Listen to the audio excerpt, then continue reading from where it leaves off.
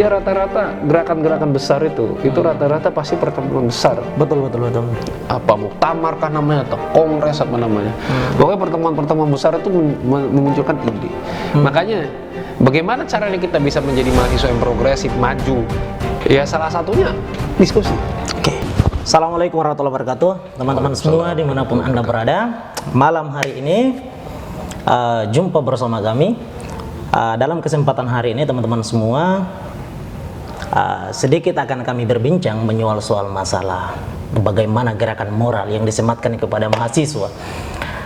Dan hari ini teman-teman semua, dalam kesempatan hari ini saya tengah membersamai Ketua Umum Kesatuan Aksi Mahasiswa Muslim Indonesia Pengurus Pusat, teman-teman semua. Siap. Jadi sehat. Alhamdulillah. Saya Dalam berada di kesempatan pertama, ya kan? Ya, betul. Kisanak. Kisanak. So, teman-teman semua, program ini namanya program Kisanak. Kepanjangannya adalah kami bahas yang enak-enak. Iya, ini bukan lauk pauk, teman-teman semua. Oke, tapi insya Allah apa yang akan nantinya kita bahas, yang itu tentu berbobot sesuai dengan apa yang kita angkat namanya enak-enak. Jadi masuk ke kuping itu santun.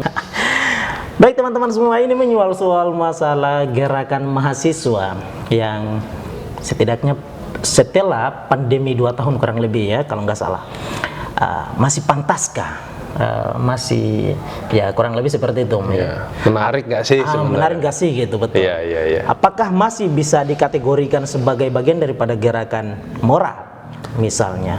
Nah, so hari ini kita akan mendengarkan banyak sekali yang enak-enak dari Ketua Umum kami pusat, teman-teman semua. Siap. Ya, apa ya, kalau kita ngobrolin soal gerakan mahasiswa ini masih menarik atau tidak ya, sebetulnya kita harus melakukan survei yang mendalam ya. Tapi lagi-lagi sebetulnya karena kita ini berkecimpung langsung di gerakan mahasiswa, dalam hal ini kami Satuan Aksi Mahasiswa Muslim Indonesia, jadi otomatis saya dan teman-teman dan juga mungkin Mas Hamis juga mungkin melihat dengan mata kepala sendiri bagaimana sebetulnya ketertarikan mahasiswa sekarang terhadap gerakan-gerakan mahasiswa baik yang internal maupun eksternal. Kalau kami ini kan eksternal ya. Tapi kita juga harus melihat bagaimana ketertarikan mahasiswa di gerakan atau organisasi mahasiswa internal atau katakanlah UKM. Baik itu di luar di luar kampus, kapasitas saya lah dalam membahas itu. Sekarang kita coba bahas apa sih yang kita temukan di lapangan. Sebetulnya kalau saya ngobrol sama senior-senior, tentu ini kan bukan data yang 100% valid kalau ngobrol sama senior. Baik kalau senior di dalam gerakan kampus itu kan, dulu zaman abang nggak begini. Dulu zaman kakak tidak seperti ini. Gitu. Pokoknya banyak yang berubah. Pokoknya zaman abang paling hebat lah gitu kan. Nah, kalau bicara ngobrol sama senior-senior itu memang mereka bilang di tahun-tahun 2000-an awal, 2006, 2008 begitulah ya. Masa dimana transisi teknologi itu terjadi, itu memang sudah diprediksi bahwa 10 tahun ke depan memang arah gerak mahasiswa itu akan berubah dan kecenderungan mahasiswa juga akan berubah. Mereka bilang seperti itu, dan katanya sih ada penelitiannya. Saya cuma dikasih tahu ada penelitiannya. Cuma ya kalau kita menarik di zaman sekarang ya memang agak-agak terasa seperti itu. Kalau saya aja misalnya ya, saya masuk kuliah itu 2012. Ya, artinya 10 tahun yang lalu. Dari tahun ini 10 tahun yang lalu. Saya memang melihat betul bagaimana pergeseran kecenderungan mahasiswa itu, karena 2012 di zaman saya saat itu di kampus saya terutama yang karena itu kampus murah, jadi masih banyak rakyat miskinnya di situ ya kan, menengah ke bawah. Jadi saya melihat ada orang yang sudah pegang HP, waktu itu BlackBerry yang lagi rame itu BlackBerry, ada yang sudah pegang HP yang touchscreen, dan biasanya dulu HP touchscreen tuh harganya hanya bisa dicapai oleh teman-teman yang menengah ke atas. Kemudian ada yang masih pakai HP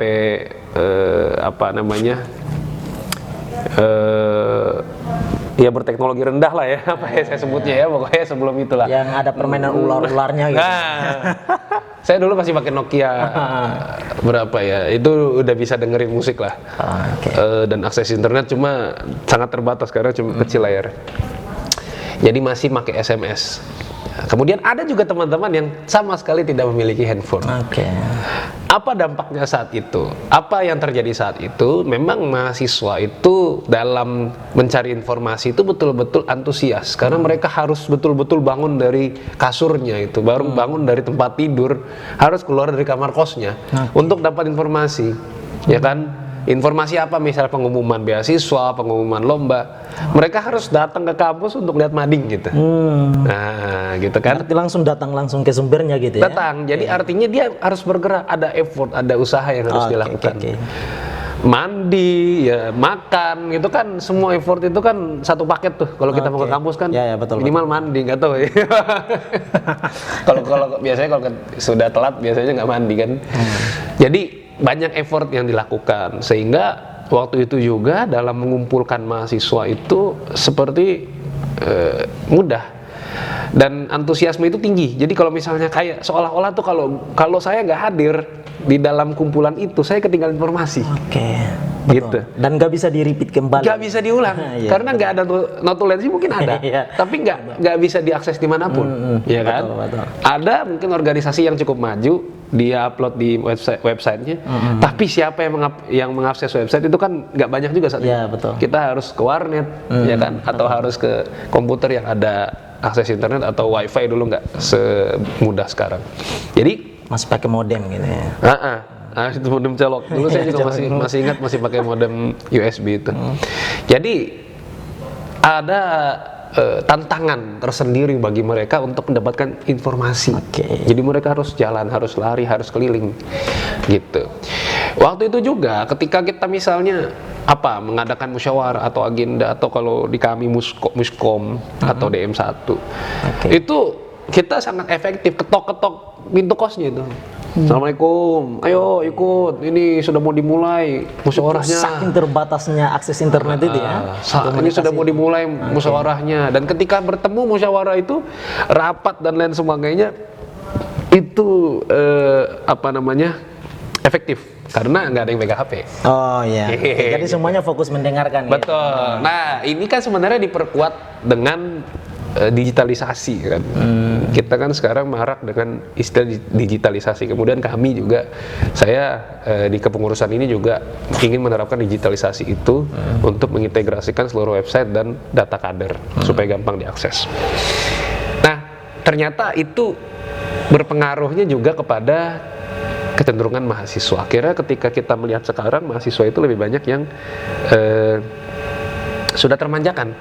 Kalau dulu kita dapat tugas dari dosen, coba kalian di mata kuliah apa, misalnya saya cari materi tentang dekonstruksi syariah yang digaungkan oleh Fazlur Rahman dan kawan-kawan misalnya gitu. Saya akan cari ke perpus, saya cari kira-kira buku apa yang relate dengan topik itu. Saya cari betul-betul sampai betul-betul ketemu materi yang dikatakan oleh dosen itu.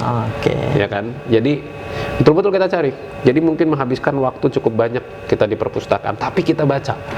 Sekarang kan kayaknya nggak perlu ke perpus, tinggal buka di Google, ketik aja dekonstruksi syariah Fazlur Rahman gitu kan misalnya, atau misalnya psikologi organisasi siapa kayak gitu, ya kan? Jadi betul. keterbukaan informasi sudah semakin luas, orang juga makin ngapainlah ke perpus gitu. Jadi ketertarikan mereka untuk berkumpul, bertemu, bereksplorasi itu kemudian cenderung turun. Gerakannya semakin berkurang. Otomatis ketertarikan mahasiswa terhadap gerakan mahasiswa itu juga menurun. Nah, kita belum bicara pandemi nih, nah kan? Jadi itu sudah terlihat. Akhirnya rapat tuh sambil main HP, kemudian sudah ada grup WhatsApp, yang dimana di situ bisa menjadi pelemahan psikologi. Gitu. Misalnya gini, mengingatkan hari ini kita rapat jam 9 pagi di Selasar kampus ya gitu. Terus tahu-tahu jam 8.30 ada yang bilang, sorry, izin dulu. Ya, kira-kira ngaruh nggak itu? Betul. Ngaruh ke psikologis kita nggak Ya, kira-kira? ya. Oh, dia aja izin gitu kan? Ya, betul. Nah, terus belum lagi ada yang izin telat. Soalnya masih ngurus anak gitu misalnya kan. Ada aja yang diurus gitu. Akhirnya apa? Yang lihat di WA itu, di grup itu, dia juga telat, ngapain gue datang duluan kan? Ya. Itu ngaruh. Terus kemudian juga ya tadi dampak dari berbagai hal tadi, kemudian akhirnya mahasiswa lebih cenderung ya udahlah, saya cari informasi di HP aja, semuanya di handphone, semua di smartphone. Mager. Betul. Istilahnya jadi gitu ya. Gitu istilahnya. Nah, jadi ya itu sekadar membuka wawasan kita aja gitu. Oke. Memang betul sih ya. Itu adalah fakta. Berbeda halnya dengan begitu zaman jauh sebelum perkembangan teknologi semacam hari ini gitu ya. Orang berlomba-lomba untuk mendapatkan informasi dan memastikan diri untuk tidak boleh terlambat gitu ya. Iya. Dan itu orang berusaha sekali tuh, dan di sana tidak ada dugaan bahwa ini nggak bakalan hadir apa segala macam misalnya tadi ya. Berbeda dengan hari ini konteksnya ketika sudah terintegrasikan dalam satu grup WhatsApp, lalu satu bilang izin telat, mempengaruhi yang lain. Memang betul. Ini fakta yang tengah terjadi, dan kita ya saya kira teman-teman di sana pun juga mengalami hal yang sama gitu ya. Oke. Tapi begini, tuh, misalnya itu adalah dari soal masalah kebiasaannya gitu ya. Nah, ini bagian daripada misalnya nih gerakan aktivis ya, yang kita soroti misalnya. Bila zaman dulu saja misalnya, jauh sebelum perkembangan teknologi semacam hari ini, itu mereka luar biasanya gerakannya. Informasi pun mereka nggak ketinggalan amat gitu ya. Berbeda dengan hari ini, perkembangan informasi luar biasa. Yang semestinya lebih unggul. Bentuk Yong Java, Yong Celebes, Yong Islametan Bond, terus Yong Sumatranen Bond dan seterusnya. Itu terbentuk dari mana? Dari pertemuan. Jadi nggak ada gerakan yang dibangun tuh cuma dari surat menyurat tuh jadi gerakan besar tuh. Saya minim informasi ya tentang itu gitu. Maksudnya mungkin ada, tapi kita jarang dengar gitu. Sebuah gerakan yang tidak diinisiasi dari pertemuan. Sumpah Pemuda, kemudian ya rata-rata gerakan-gerakan besar itu rata-rata pasti pertemuan besar. Betul. Apa muktamar kan namanya, atau kongres apa namanya. Pokoknya pertemuan-pertemuan besar itu memunculkan ide. Makanya bagaimana caranya kita bisa menjadi mahasiswa yang progresif, maju? Ya salah satunya diskusi. Ngopi lah bahasa kita sekarang. Ngopi, kapan kita ngopi kan gitu. Nah ini yang sebenarnya ini juga berkurang ya. Apalagi tadi kalau saya singgung sedikit, pandemi itu sebetulnya bukan penyebab utama, ini cuma katalis aja, mempercepat dampak dari menurunnya aktivisme tadi. Jadi mereka sudah malas gitu, tahu-tahu masuk pandemi, kemudian diterapkan PJJ, pembelajaran jarak jauh. Akhirnya yang tadinya saya bilang cuma sekadar ingin dapat informasi aja harus ke mading, mandi dulu, makan dulu, terus ke kampus. Sekarang mau ngampus aja, mau kuliah aja nggak mandi dia, Pak, ya kan? Dia tinggal buka laptop atau HP, udah tinggal di situ. Itu kadang-kadang pun berarti PJJ tadi sebagai legal standing mereka. Bisa jadi. Ya. Bahkan ini ya, kadang-kadang juga nggak nyalain kamera kan, kadang-kadang. Nah, ini tadi juga saya baca-baca ya sedikit ya. Kalau kita lihat di beberapa data, ini datanya valid karena langsung di survei. Studi yang didanai oleh UNICEF ini bisa diakses di websitenya Kominfo, ya, kominfo.go.id. Studi yang didanai oleh UNICEF dan dilaksanakan oleh Kementerian Komunikasi dan Informatika atau Kemkominfo menemukan bahwa 98% dari anak-anak dan remaja tahu tentang internet dan 79,5% diantaranya adalah pengguna internet. Kepala Pusat Informasi dan Humas Kementerian Kominfo, Gatot S. Dewa Broto, menyatakan temuan ini hasil dari kesimpulan utama yang menelusuri aktivitas online dari sampel anak dan remaja usia 10-19 tahun. Berarti kan ini milenial nih. Ya. Dengan 400 responden yang tersebar di seluruh wilayah perkotaan dan perdesaan. Kemudian persentase responden yang meningkatkan penggunaan internet berdasarkan usia tahun 2022 ya usia 13 sampai 18 tahun itu ada di angka 76,63%. Wah. Usia 19 sampai 34 itu di angka 53,99. Artinya apa? Berarti kan mendominasi. Ya kan? Jadi nah, ini saya baca lagi. Riset dari data reportal nih, teman-teman kalau misalnya mau akses data tentang ini bisa ketik aja di Google data reportal, itu negara-negara mana aja bisa diakses di situ. Nah, kita akses di Indonesia. Main reasons for using the internet. Nah, di datanya data reportal itu jumlah pengguna media sosial Indonesia itu mencapai 191,4 juta Januari 2022. 191,4 juta. Ya, angka ini meningkat 21 juta atau 12,6% dari tahun 2021. Meningkat 21 juta satu tahun cuma.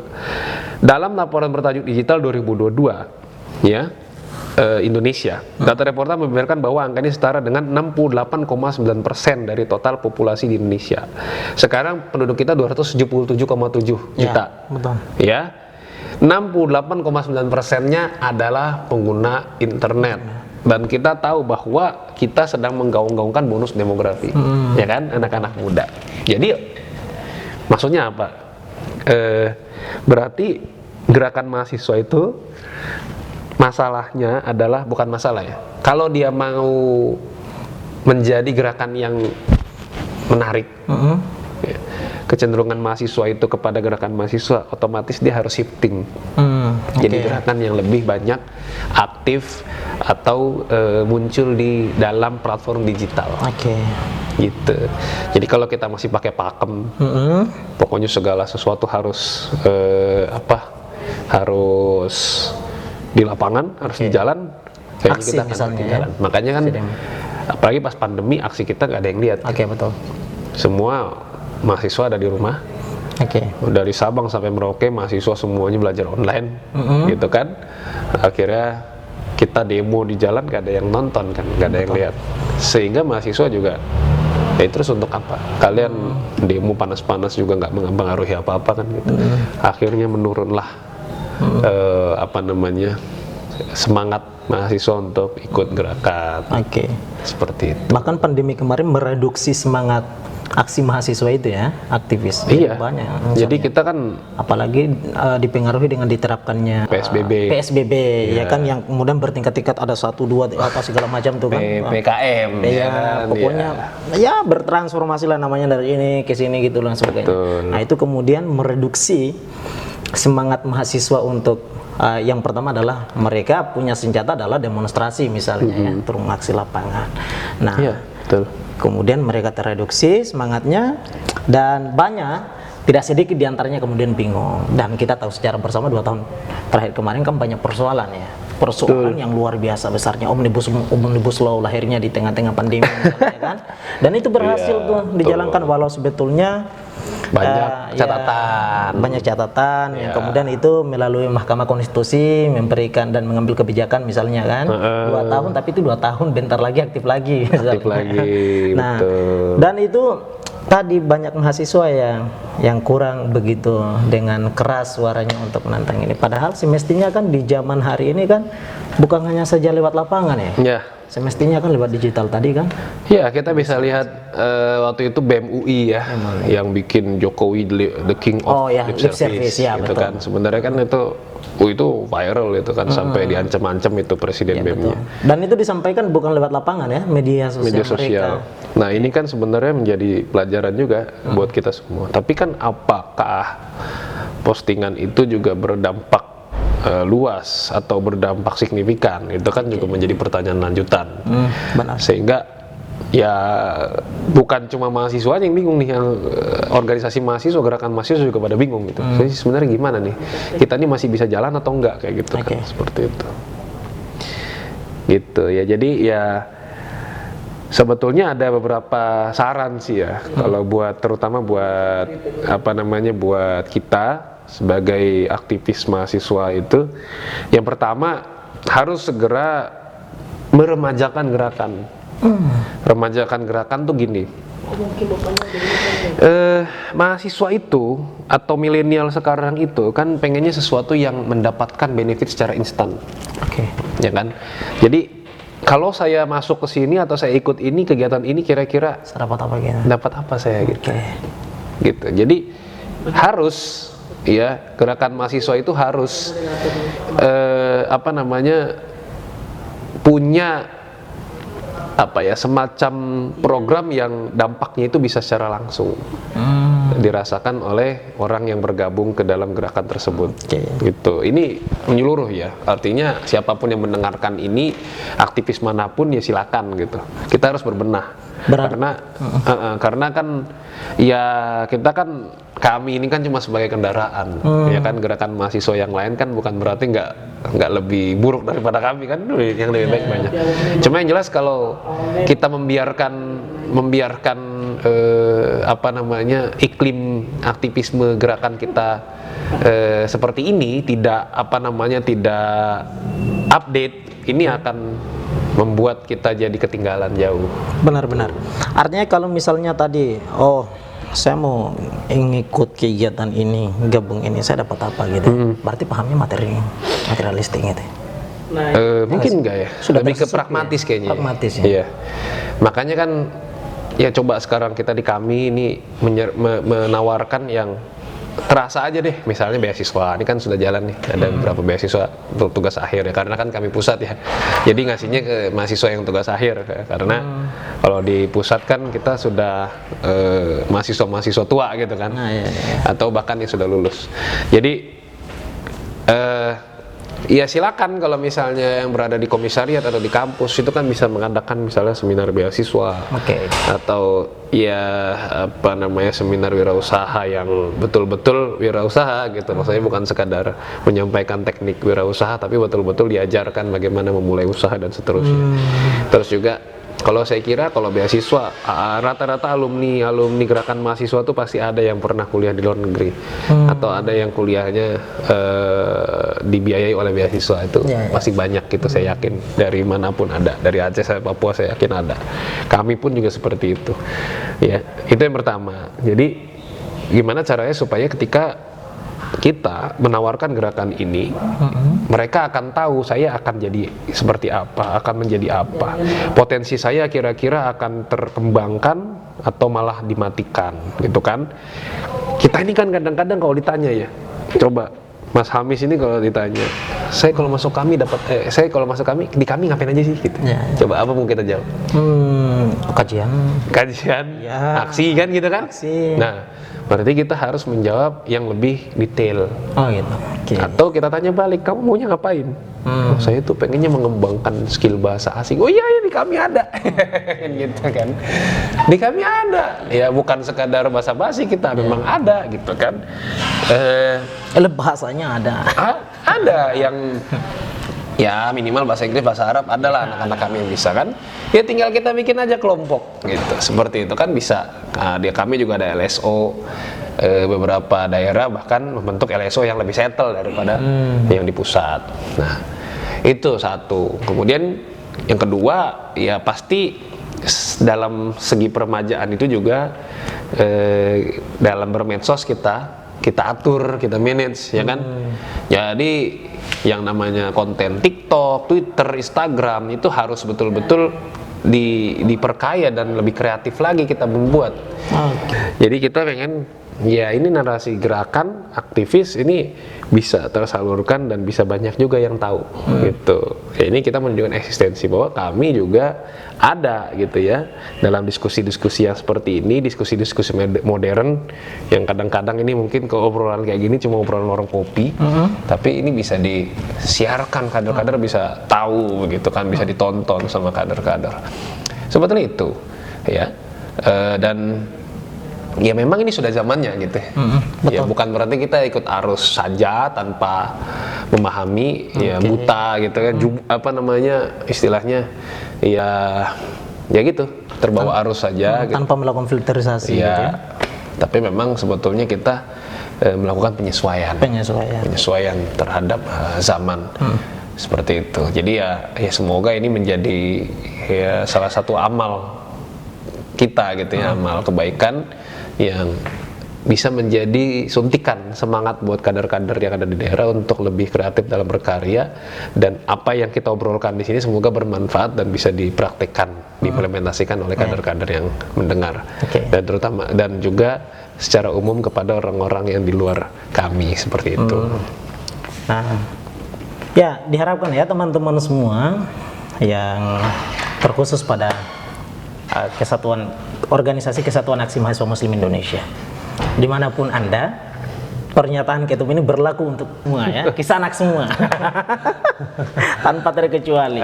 Baik, ini semua demi mempertahankan identitas, dan identitas yang pertama adalah kami sebagai bagian daripada yang kurang lebih paling amat sangat sensi ketika melihat kezaliman itu nampak di depan mata gitu ya. Karena memang prinsip gerakan kami itu jelas gitu ya. Kebatilan adalah musuh abadi loh, musuh abadi. Saya kira itu identitas sekali itu. Jadi, apalagi pesan yang ingin disampaikan kurang lebih di akhir program Kisanak yang pertama ini? Pesan Miga Coan ya. Ya pastinya ya nasi goreng. Ya tadi ya, seperti saya katakan, kita ini kerjasama dengan siapa nggak masalah, santai aja ya.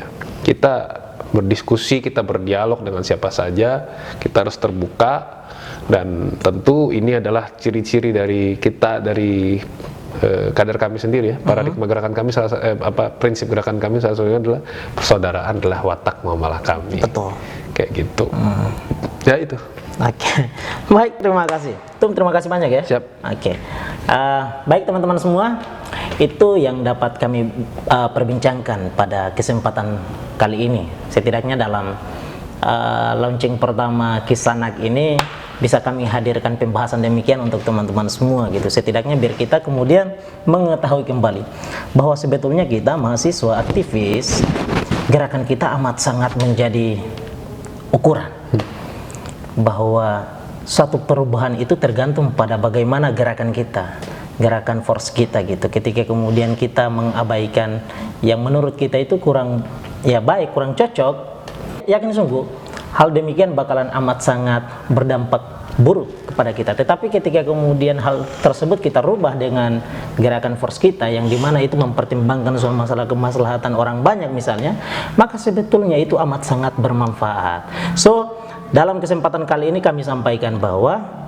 media sosial yang teman-teman punya itu, karena kami pastikan teman-teman pengguna Android ataupun HP yang paling canggih misalnya, apapun itu mereknya ya, gunakan media sosial yang teman-teman punya itu untuk ya memperbaiki situasi yang ada. Jangan memelihara keadaan yang buruk gitu, karena itu buruk untuk kehidupan kita dalam berbangsa maupun juga dalam bernegara konteksnya. Sekian teman-teman semua, dalam Kisanak yang pertama ini kami bincangkan gerakan gerakan mahasiswa. Gerakan mahasiswa masih pantaskah gitu. Terima kasih banyak teman-teman semua dalam kesempatan kali ini. Tum Zaki dan saya Hamis Watu undur. Assalamualaikum warahmatullahi wabarakatuh. Waalaikumsalam. Salam mahasiswa.